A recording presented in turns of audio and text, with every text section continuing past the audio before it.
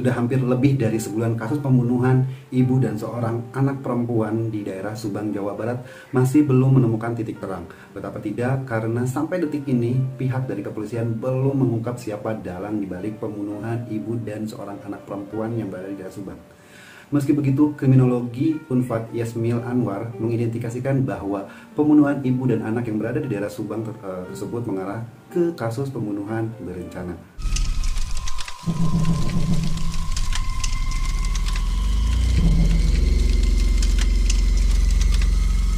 Guys, terima kasih kalian sudah mengklik video ini, dan kali ini channelnya Lutfi Mahendra akan membahas kasus pembunuhan yang sangat misterius yang terjadi di daerah Subang, Jawa Barat.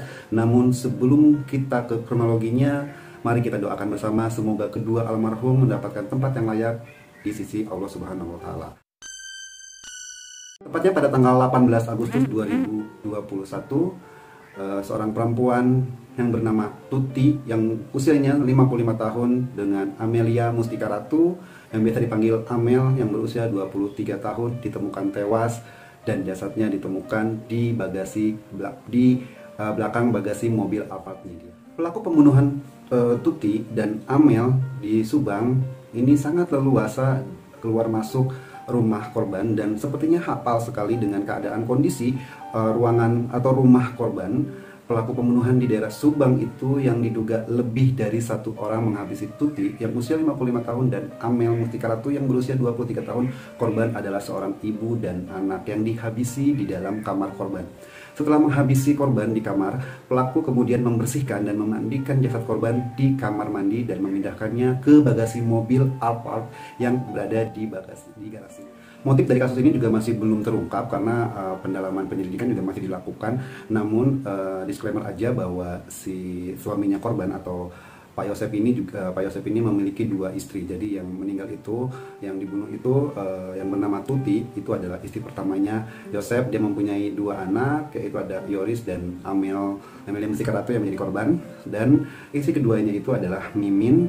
Mimin juga mempunyai anak. Nah, dari anak Mimin serta anaknya korban dari Yoris juga itu dimintai keterangan oleh pihak kepolisian. Dan itu juga kepolisian memanggil saksi sebanyak 20. Sampai detik ini masih belum terungkap, namun ada beberapa bukti yang sudah mulai terlihat. Di TKP pun tidak ada tanda-tanda perampokan, bahkan di rumah korban karena pintu tidak ada bekas penerobosan atau kerusakan karena dibuka paksa. Selain itu juga tidak ada barang-barang korban yang berada di dalam rumah itu hilang.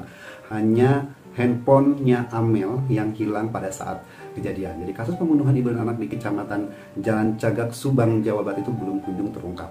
Dalam kasus pembunuhan ini, polisi masih melakukan pendalaman, bahkan polisi kembali memeriksa beberapa saksi pada Selasa tanggal 31 Agustus kemarin hingga malam hari. Saksi yang diperiksa yaitu suami korban yang bernama Yosep dan istri mudanya yang bernama Mimin, serta anak pertama korban dan juga anak anaknya Mimin dan juga anaknya korban. Penyidik gabungan dari Mabes Polri, Polda Jabar, dan Polres Subang menemukan bukti-bukti yang diduga mengarah kepada eksekutor pembunuhan ibu dan anak yang berada di daerah Subang. Selain bukti-bukti yang ada, tempat kejadian perkara atau TKP diantaranya ada helm dan sepatu putih yang tertinggal, yang terbaru, yang terekam oleh CCTV di sekitar TKP menunjukkan ada pergerakan dua kendaraan. Dua kendaraan tersebut yakni Toyota Avanza yang berwarna putih dan Yamaha NMAX yang berwarna biru. Dua kendaraan itu terekam dalam CCTV dan sedang disorot oleh penyidik. Suami korban, Yosep, diperiksa sampai 9 kali. Sebelumnya, RD Aceniyogo menjelaskan mengenai alasan pemanggilan saksi sampai berulang kali tidak ada saksi lain dalam kasus pembunuhan di daerah Subang itu yang diperiksa polisi sebanyak yang dilakukan pada Yosep. Jumlah saksi yang diperiksa kepolisian terkait kasus tersebut ada 26 orang termasuk Yosep dan anak-anaknya. Dari pengerucutan tersebut diharapkan segera ditemukan jalan menuju tersangka pembunuhan ibu dan anak atau pembunuhan Tuti dan Amelia yang berada di daerah Subang. Berikut analisis Mabes Polri. Dari hasil pemeriksaan sementara, polisi menduga terjadi pembunuhan berencana. Namun setelah hampir sepekan membantu penyelidikan, penyidik Mabes Polri belum juga menemukan pembunuhnya. Diduga pembunuh Amelia Mustika Ratu yang berusia 23 tahun dan Tuti Suhartini yang berusia 55 tahun, yakni ibu Tuti ini adalah ibu kandung dari korban Amelia. Pembunuh itu sangat profesional gitu. hingga hari ke-29 penyidik masih berkutat memeriksa saksi-saksi dari pihak keluarga, yakni dari Yosef yang berusia 55 tahun dan Yoris kakak korban dan sekaligus anak korban yang berusia 34 tahun, satu pria lain dari keponakannya Ibu Tuti yang bernama Dana. Hasil pemeriksaan sementara gabungan pihak penyidik Mabes Polri, Polda Jabar dan Polres Subang menyatakan pembunuhan terhadap Amelia Mustika Ratu dan Tuti Suhartini diduga dilakukan secara terencana. Karena ini mereka itu si pelakunya tidak meninggalkan jejak sama sekali, jadi kayak kesusahan gitu loh. Satu, tidak ada saksi selain Pak Yosef ataupun keluarganya, jadi tidak ada saksi lain lagi gitu, dan juga tidak adanya bukti-bukti yang mengarah kepada si pelaku tersebut gitu. Jadi kayak bukti konkret itu masih diselidiki nih sama si kepolisian Subang. Ini mungkin sangat terencana dan mungkin diduga adalah orang terdekat atau orang yang mengenal korban itu sebagai pembunuhan. Sebagai psikolog sekaligus pakar mikro ekspresi yang bernama Poppy Amalia menjadi salah satu di antara orang yang menaruh perhatian pada kasus tersebut. Bahkan secara khusus Poppy Amalia membuat konten dengan menjelaskan analisisnya mengenai ekspresi ketiga pria yang sangat dekat dengan para korban. Nah, mengenai ekspresi ketiga pria yang dekat dengan korban diantaranya ada Yosef selaku ayah dari Amelia dan selaku suami dari Ibu Tuti. Ada juga Yoris sebagai anak tertua dari pasangan Yosef dan Ibu Tuti, dan juga ada Diki sebagai kekasih korban atau sebagai kekasihnya si Amelia atau pacarnya si Amelia ya, si Diki ini. Terungkap ada perbedaan yang tercermin dari wajah ketiganya saat memberikan keterangan terkait kasus tersebut. Gitu. Jadi si Mbak Poppy Amalia ini dia mewawancarai dari ketiga orang-orang yang menjadi saksi. Datanya ada Pak Yosef, ada Yoris, kakak Amelia, dan juga ada Diki sebagai kekasih dari Amelia tersebut.